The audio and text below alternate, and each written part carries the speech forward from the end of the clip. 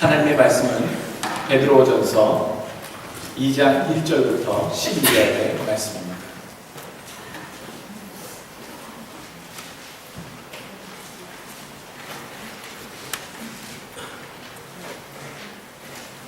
베드로전서 2장 1절부터 12절의 말씀.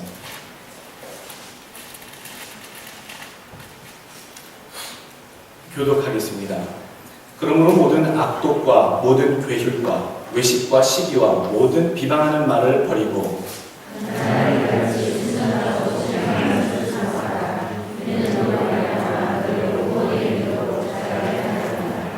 너희가 주의 인자하심을 맛보았으면 그리하라.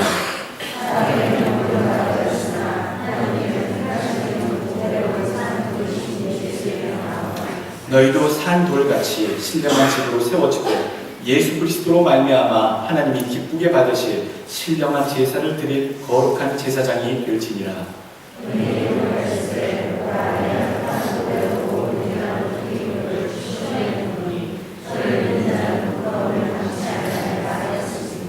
그러므로 믿는 너희에게는 보배이나 믿지 아니하는 자에게는 건축자들의 버린 그 돌이 모퉁이의 머릿돌이 되고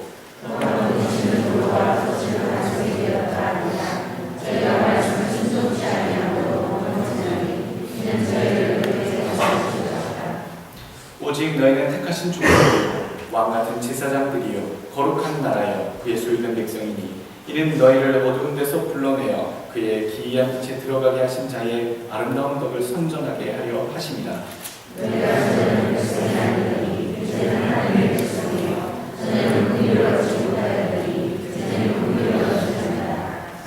사랑하는 자들아 나그네와 행인 같은 너희를 권하노니 영혼을 거스려 싸우는 육체의 정욕을 제어하라.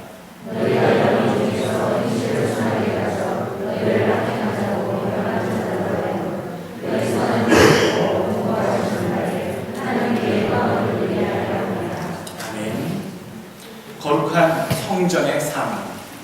오늘 주시는 우리에게 주신 하나님의 말씀의 제목입니다. 여러분들 세상 가운데 살고 계십니다. 요즘에 세상에 돌아가는 소식들과 상황들을 보게 되면 어찌 그러면 그렇게 흉흉하고 난폭한 일들, 또 이해하지 못할 일들, 죄악 가득한 일들이 가득한지 하루 자고 나면요, 요즘 미국의 그 뉴스들을 보게 되면 미국에서는 총기 사건이 무슨 유행을 한 것 같습니다. 여기저기서 많은 사람들이 그 총기 사고로 목숨을 잃고 그것도 많은 아이들이 포함된 그런 사건들을 볼 때 왜 세상은 변하지 않는가? 왜 세상은 좋은 쪽으로 방향을 틀어가는 적이 없는가? 왜 시간이 가면 갈수록 우리가 살아가면서 세상은 더 점점 더 악해져만 간다라고 느껴지는 것일까? 도대체 세상은 바뀌어질 수는 없는 것일까? 라고 하는 그런 질문들을 던져보게 됩니다. 죄악된 세상은 안 변하지요. 원래 그 세상 가운데 죄로 인해 이미 오염된 세상이 변할 리가 없습니다. 그런데도 우리는 간절한 소망 중에 하나, 세상이 조금 바뀌었으면 좋겠다. 좋은 쪽으로, 선한 쪽으로 바뀌었으면 좋겠다. 그런 생각들을 해보게 됩니다. 마하트마 간디는 세상에 7가지 악이, 죄악이 존재한다고 얘기했습니다. 노력 없는 부함, 양심 없는 쾌락, 인격이 없는 지식, 도덕성이 없는 상업, 인간성 없는 과학, 희생이 없는 기도, 그리고 원칙 없는 정치. 이런 세상에 있어야 될 것들, 그 기능을 다하는 것들 가운데 결여된 것들이 있기 때문에 세상에 희망이 없고 세상에 빛이 없고 어둠 가운데 가는 삶과 같다라고 그 간디는 깨달음 속에 그렇게 소개해주고 있습니다. 세상이 원래 좀 그렇다는 것이죠. 한 가지 여러분께 질문을 드립니다. 여러분 세계 4대 성인 여러분 누구인지 아십니까? 세계 4대 성인. 아, 목사님 그 4대 성인 모르십니까? 19살, 18살만 되면 다 성인이 되는데 그 성인이 아니라 4대 성인이라는 것은 성스러워서 세인트를 얘기합니다. 특별히 많은 기독교 역사 속에 또 수도사들이나 신앙의 절기를 지킨 사람들을 성인이라 부릅니다만 보편적으로 세계 역사 가운데 4대 성인이라 부르는 사람이 4명이 있습니다. 여러분, 석가모니, 또 공자, 예수 그리스도, 또 누굽니까? 저도 봐야겠는데요. 소크라테스입니다. 네. 석가모니는요, 무소유와 자비에 대해서 깨달은 대로 그것을 진리를 전파하며 성인이 된 사람이지요. 또 소크라테스는 어떻습니까? 자기의 철학적인 깨달음으로 자기의 삶을 그렇게 살려고 노력했던, 그 실천에 옮기려고 노력했던 철학자로 우리는 그렇게 알고 있습니다. 또 우리 알고 있는 공자는 어떻습니까?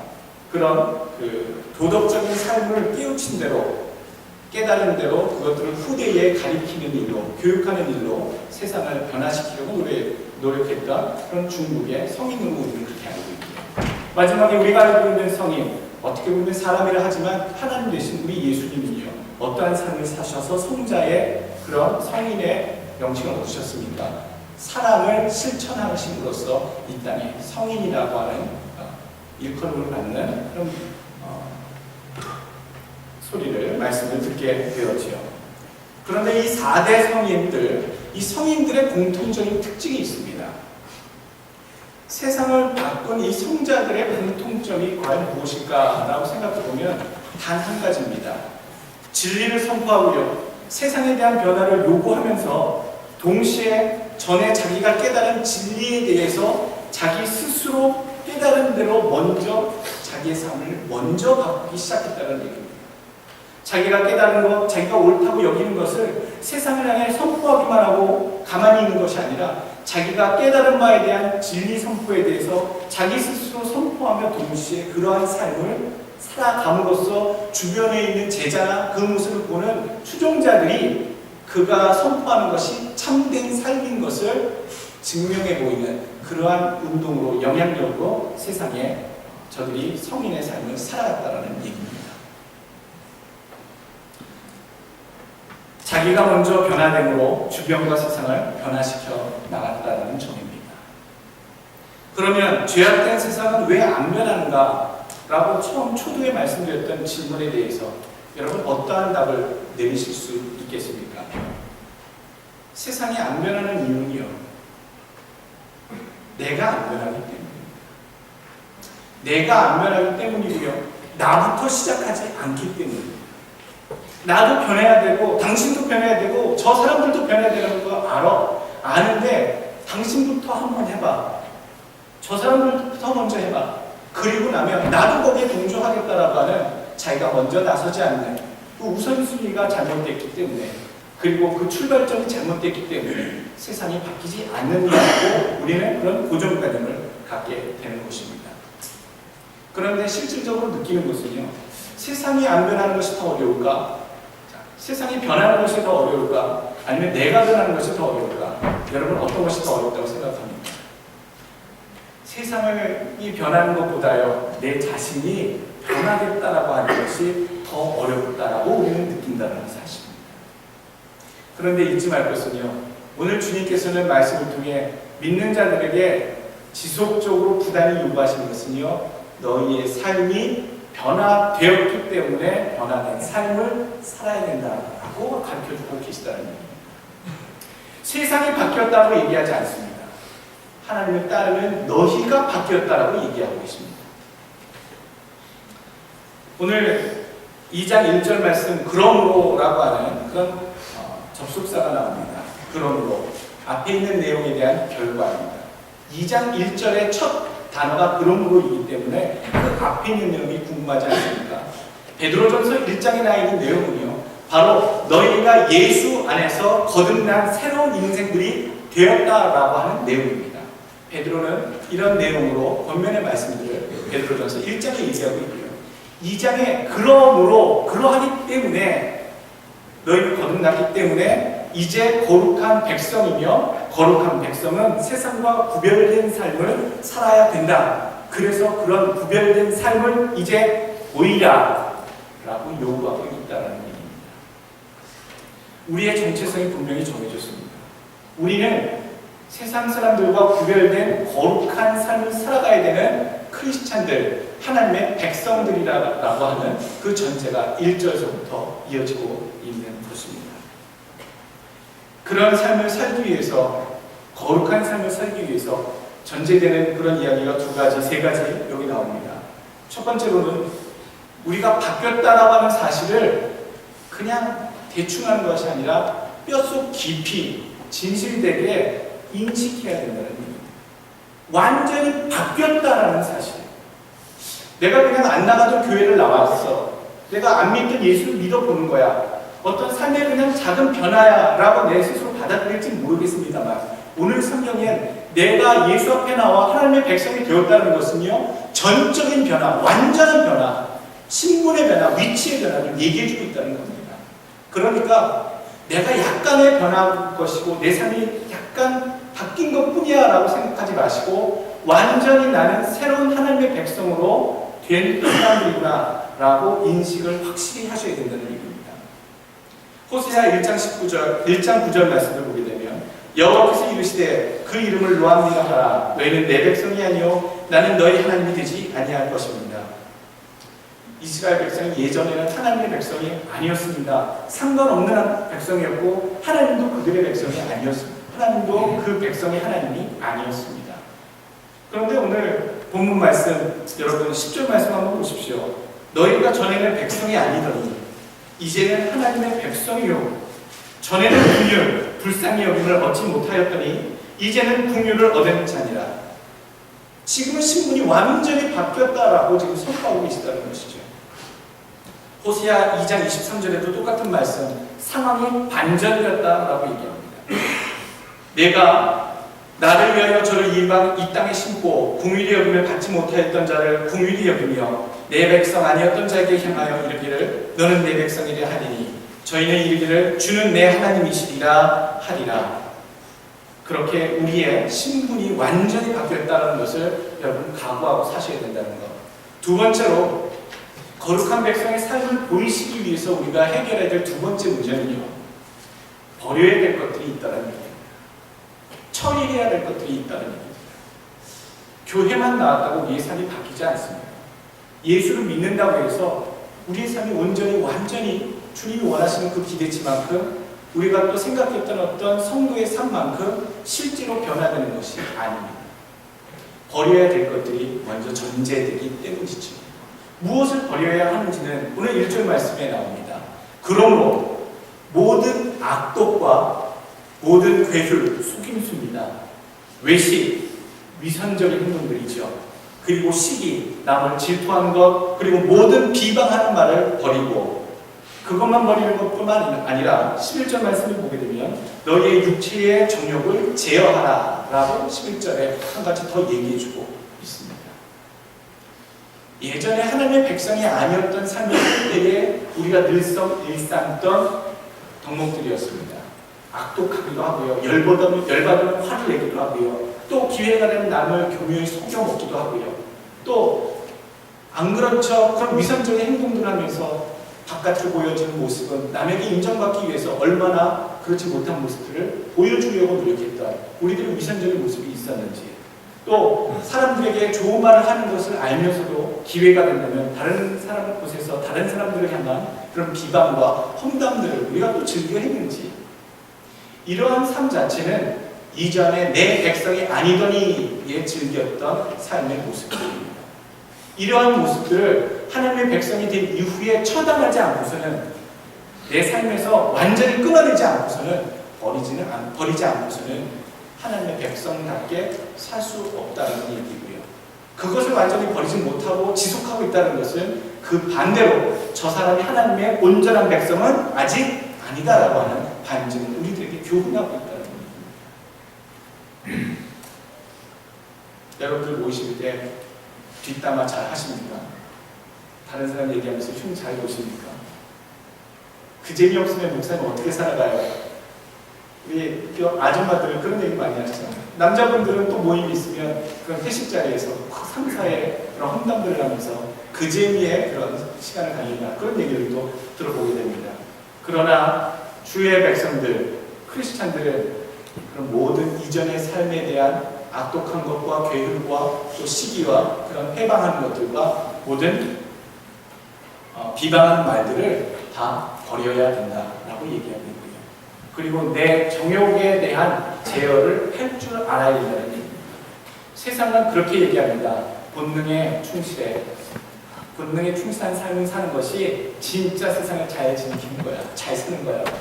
우리 젊을 때에 무슨 방송 매체에서 그런 멘트들을 날리는 것을 보고서 야, 사람들이 그 본능에 충실한다면서 얼마나 자기의 욕정과 얼마나 자기의 욕심과 자기가 하고 싶은 대로의 그런 절제되지 못한 나쁜 것들을 자기의 욕망에 충실한다고 하면서 행한가, 그 보이지 않는 그런 폐가 얼마나 큰가, 그런 것들을 한번 경험하게 본 것을 기억합니다. 본능에 충실한 것은요, 짐승 같은 삶입니다. 먹고 싶을 때 먹고, 또 가고 싶을 때 가고, 하고 싶을 때 하고, 그것을 적절히 때와 상황을 봐서 절제하고 조절할 수 있는 것, 그것이 사람인데요.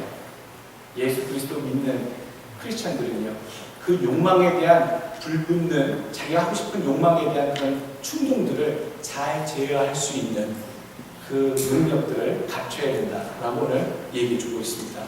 여러분들 버려야 될 것들 분명히 버리시고 제어하셔야 될 그런 능력을 소유하시길 주의 이름으로 축원합니다.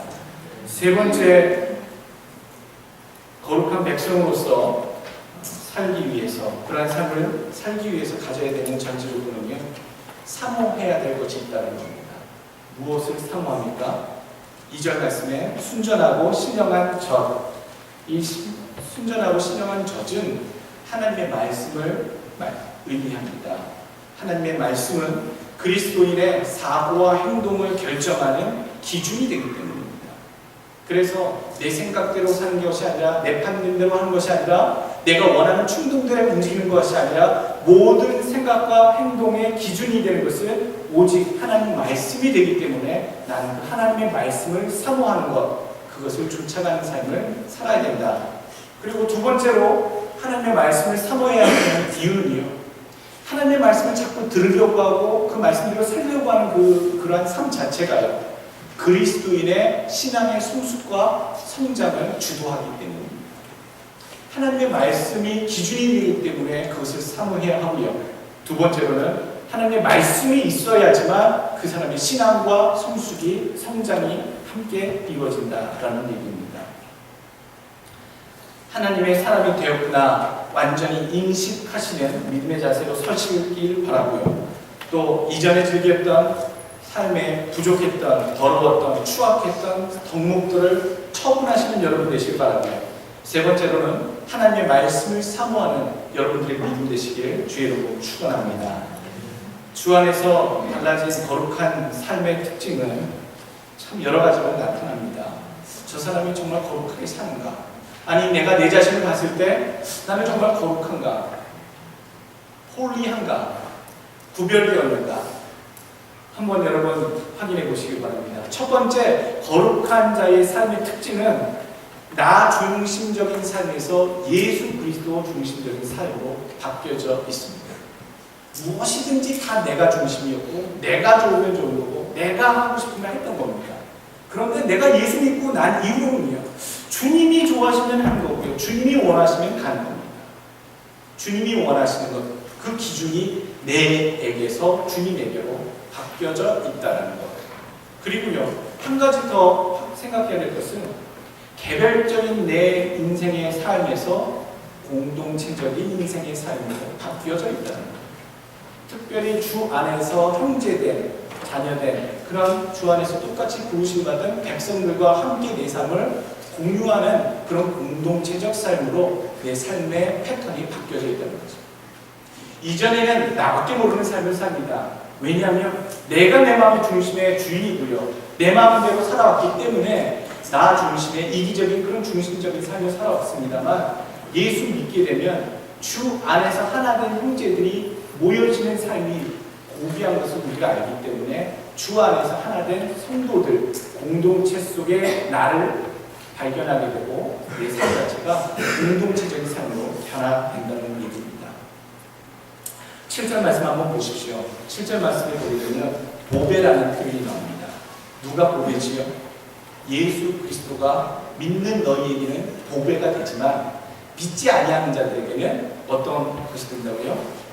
건축자들의 버린 그 돌이 되고요. 8절 말씀에 부딪히는 돌이 되고요. 거친 반석이 된다. 예수를 믿는 우리들에게 보배인데요. 예수를 믿지 아니하는 사람들에게는요. 건축자들의 버린 돌이에요.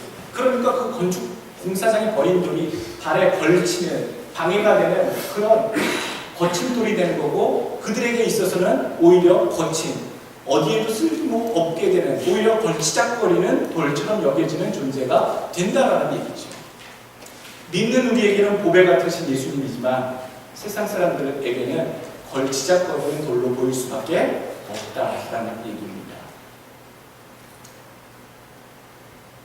예수님께서 예수님을 비유한 표현, 머릿돌이 되어주신다라는 표현이 나옵니다. 7절 말씀에 그 돌이 모퉁이의 머릿돌이 되었다. 그 모퉁이의 머릿돌이 되어서 하나님의 백성들이 하나같이 하나님의 집이 지어져 간다라고 얘기하고 있습니다. 여러분, 머릿돌이 무엇인지 아십니까? 집을 질 때요, 건물을 질 때 한국에서는 머릿돌의 개념이 성경에서 말하는 머릿돌의 개념과 다릅니다. 한국에서 머릿돌 그러면 그 건물을 멋지게 짓고 나서 맨 마지막에 대리석이나 가장 귀한 그 돌판을 돌로 새겨다가요, 머릿돌 이렇게 써가지고 2000 몇십 년 누구와 함께 헌담하다 또는 건축하다 기념을 찍어내는 어떤 기념을 하는 역할을 하는 어떤 표석을 삼는 그런 역할을 하는 것이 한국에서의 머릿돌의 역할입니다. 그냥 데코레이션이죠. 그 기념을 하기 위한 자리에 딱 붙이는 것이 머릿돌입니다. 오늘 근데 성경이 말하는 이 머릿돌은 그 머릿돌이 아닙니다. 코너스톤, 건축을 할 때 이 건축의 이쪽 면과 저쪽 면이 흔들림에 넘어가지 않도록 서로 맞물려서 견고히 지어져 세워질 수 있도록 그 가운데에 연결해주는, 힘을 받는 역할을 해주는 아주 중요한 역할을 하는 그 돌이 코너스톤, 그것이 오늘 말씀하는 머릿돌입니다. 그러니까 그 머릿돌의 역할은 이쪽과 저쪽을 연결해서 온전하게 안전하게 그 집이나 빌딩들이, 건축물이 세워져 갈 수 있게 해주는 역할. 예수 그리스도께서 우리 안에서 신령한 머릿돌이 되어주셨어요.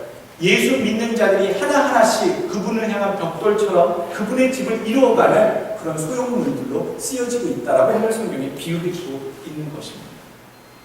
그러니 예수님 때문에 우리는 서로서로 머릿돌로 연결된 지체가 되어서요, 이전에는 세상에서 떠돌던 내 중심의 개인적인 삶을 살았던 인생들이었지만 예수 안에서 서로 묶여져서요, 공동체 안에서 신령한 집으로 지어져가는 공동체적인 삶을 살게 되는 인생으로 바뀌게 된 이유가 예수 그리스도가 코너스톤, 머릿돌 되어주셨기 때문이라는 얘기입니다. 또 두 번째 우리에게 주시는 거룩한 삶의 특징이 있습니다. 9절 말씀에 보게 되면요, 오직 너희는 택하신 족속의 왕같은 제사장들, 이렇게 성경 말씀에 우리에 대한 아이덴티티를 소개해주고 계십니다. 두 번째 우리의 거룩한 삶의 특징은요, 거룩하게 살 수밖에 없는 인생이 되어버렸다는 겁니다.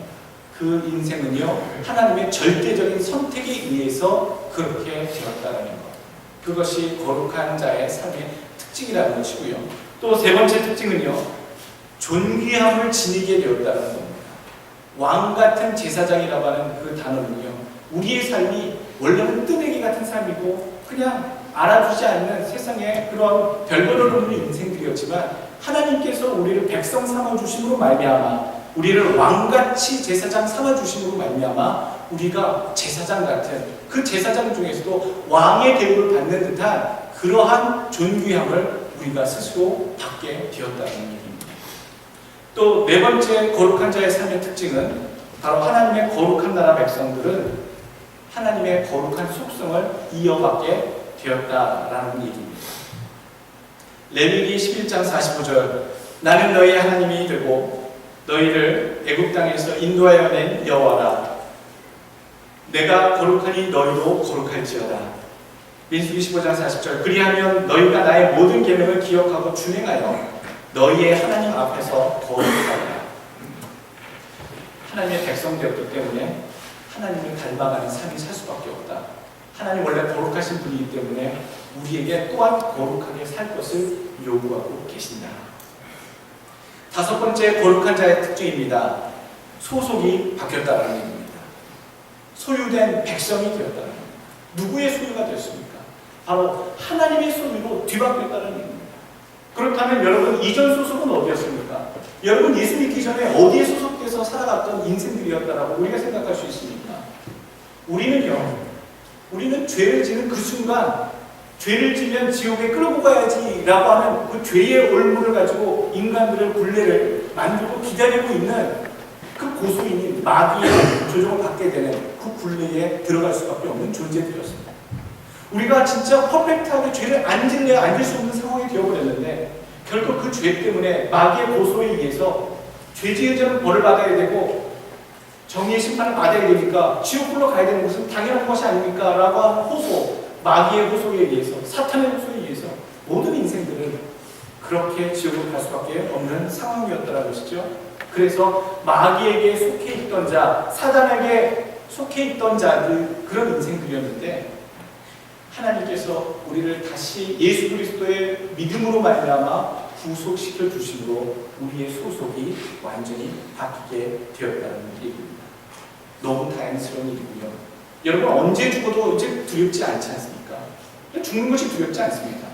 내가 두려운 것은요, 죽는 게 두려운 게 아니라 지옥 안 가니까 안 두렵잖아요. 그렇잖아요.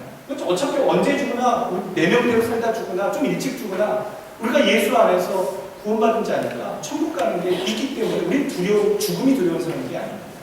그런데 한 가지 마음이 간절한 마음은 천국에 가더라도 내가 예수를 믿어 주님께서 은혜를 베푸시고 나에게 사명을 맡겨주셨는데 또 수고하라고 일을 맡겨주셨는데 그 일을 잘 그분을 위해 수고하고 애쓰고 완수했는지에 대한 그 부족한 마음, 그것을 잘 완수해 드렸을 때 주님께서 부르셨으면 좋겠다라고 하는 그런 두려움, 그런 마음들이 있다라는 얘기입니다. 여러분들은 죽음을 두려워하실 필요가 없는 분들입니다. 지옥 가고 싶어도 잘 갈 수 없습니다. 이미 예수 믿었기 때문에 천국이 이미 보장된 사람들이고 이제 천국 가는 게 목적의 문제가 아니라 여러분 천국에 들어가서 받으실 상급이 과연 얼마나 될 것인가에 대한 관심을 가지기 시작하셔야 되는 때에 있는 성도들이십니다. 하나님을 위해 수고하는 삶, 하나님이 칭찬하시는 삶, 한 천국의 상급이 약속되어지시는 삶을 살아가시길 주의 이름으로 축원합니다. 죄송합니다. 이제 더 이상 옛날 패턴으로 사실 수 없습니다. 옛날같이 적당히 거짓말도 좀 섞고 적당히 나쁜 것도 좀 즐기고 적당히 세상에 즐거웠던, 내가 예수 잘 믿기 전에 그냥 눈치껏 보면서 즐겼던 옛사람의 것은 절대 하실 수 없으며 하셔서도 안 됩니다. 옛사람의 모든 습성들을 벗어버리고 새로운 하나님의 백성답게 살아가시길 부탁합니다. 오늘 거룩한 자의 삶의 특징 그렇게 5가지로 나타난다고 말씀드렸습니다. 여러분들 한 명 한 명이 움직이는 교회입니다. 1인 교회입니다. 여러분 안에 성령님께서 거주하시기 때문에 여러분들은 이 땅에 걸어다니는 작은 개인 교회들이십니다. 고린도전서 3장 16절 너희가 하나님의 성전인 것과 하나님의 성령이 너희 안에 거하시는 것을 알지 못하느뇨. 그런 작은 하나님의 한 명 한 명이 그 교회의 교인들이 모여서 된 것이 교회이고요. 그리스도가 머릿돌 되어서 그 연합을 이루게 하셔서 하나님의 신령한 집으로 이루어가게 하는 공동체를 만들어 가신 것이 좀 더 큰 의미의 우리 교회입니다. 이 교회 안에 작은 여러분들의 교회도 온전히 세우시고요. 하나님의 원하시는 교회, 예수님의 교회도 잘 온전하게 세워가실 수 있도록 주의 이름으로 축원합니다. 이 2가지 힘써야 될 방향이 있습니다.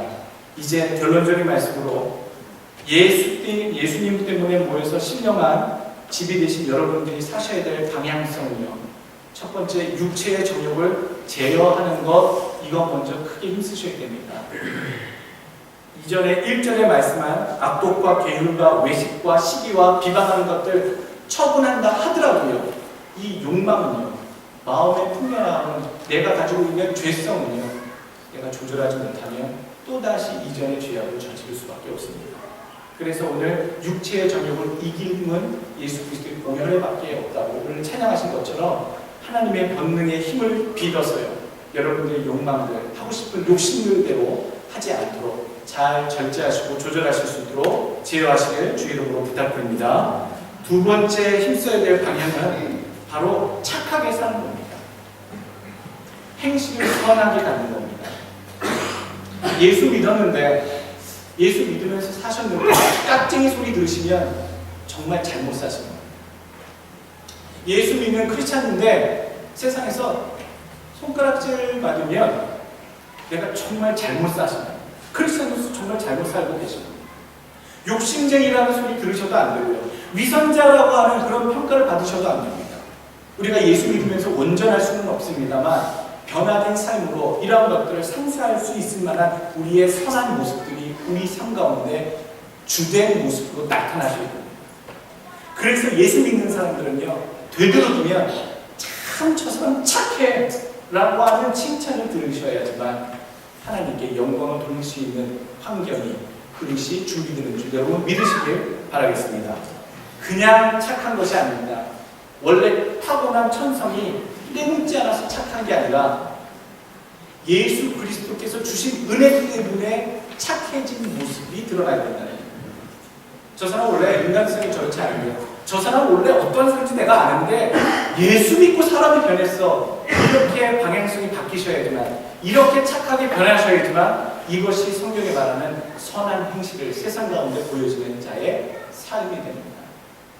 원래 천성부터 착한 그런 의미의 선한 삶이 아니라 예수 그리스도의 은혜로 말미암아 착한 행실을 살아가시는 믿음 되시는 삶을 되시는 여러분 되시길 축원합니다. 그 결과 어떻게 될까요? 육체의 정욕을 제어하고요, 우리가 착하게 살면 어떻게 되는 일이 나옵니다. 결론은 하나님께 모든 영광이 돌려지게 됩니다. 이게 우리의 사는 목적입니다. 너무나 교리적이고요, 너무나 형식적인 우리의 가르침이 아닙니다. 날마다 무슨 큰 일을 하든 작은 일을 하든 눈에 보이는 일을 하든 보이지 않던 일을 하든지 간에 나는 하나님의 영광을 위해서 일을 결정하고 행한다라고 하는 그런 사명감, 그런 표가 여러분 삶의 앞에 놓여져 있으셔야 합니다.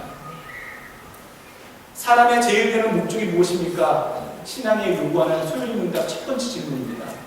하나님께 영광을 돌리는 것과 하나님을 즐거워하는 것, 하나님을 즐겁게 여기며 사는 것, 이것이 사람의 목적이다라고 우리에게 가르쳐주고 있습니다. 경건의 모양은 있으나 경건의 능력은 부인하는 자니 이 같은 자들에게서 네가 돌아서라. 디모데후서 3장 5절 말씀, 또 마태복음 21장 13절 말씀, 저희에게 이르시되 기록된 바 내 집은 기도하는 집이라 일컬음을 받으리라 할 거는 너희는 강도의 구려를 만드는도다 하시니라. 하나님 뜻대로 살으시는 여러분들은요, 하나님 뜻대로 살으실 때에 나야지만 하나님의 성전이 되는 거고요, 하나님의 뜻대로 살지 않으면 강도의 구려 같은 삶이 됩니다. 하나님의 뜻대로 사는 제사장처럼 삶을 사셔야지만 그대로 되는 것이고요, 하나님의 뜻대로 살지 않으실 때에는 위선자들이 되십니다. 여러분, 그러한 삶이 여러분들에게 있기를 원합니다. 나비 효과라고 들어보셨습니까? 영화로도 나왔고 책으로도 나왔습니다. 나비 효과, 버터플라이 이펙트. 그것이 무엇을 얘기합니까? 지구 반대편에 있는 나비의 날갯짓 한 번만으로도 일어난 그 작은 바람이, 그것이 영향을 미쳐서 지구 반대편에는 거대한 폭풍우를 불러올 수 있다라고 하는 것이 버터플라이 이펙트입니다. 나비 효과입니다. 여러분, 세상이 안 변한다고, 잘 변하지 않는다라고 말씀드렸습니다. 여러분들이 이 나비 효과의 처음 근원이 되었던 나비의 날갯짓이 여러분들의 삶이 되시길 주의 축원합니다. 내가 뭔가 나서부터 시작된 작은 변화가 우리 가정으로부터 시작된 변화가 우리 교회에 영향을 미치고요. 우리 교회가 전체적인 영향력이 이 지역사회와 캘리포니아 남부와 캘리포니아와 미국과 전 세계에 이르기까지 나비국과의 그런 반향처럼 하나님의 귀한 변화된 삶이 나로부터 시작된 삶이 세상을 바꿔나가는 그러한 일들이 있으시길 주의 이름으로 축원합니다. 나부터 시작이고요. 지금 시작하셔야 되고요. 세상을 행해 하셔야 되고요. 하나님의 영광을 하셔야 됩니다. 여러분의 놀라운 변화가 있는 거룩한 성전의 삶이 되시길 주의 이름으로 축원합니다. 기도하겠습니다.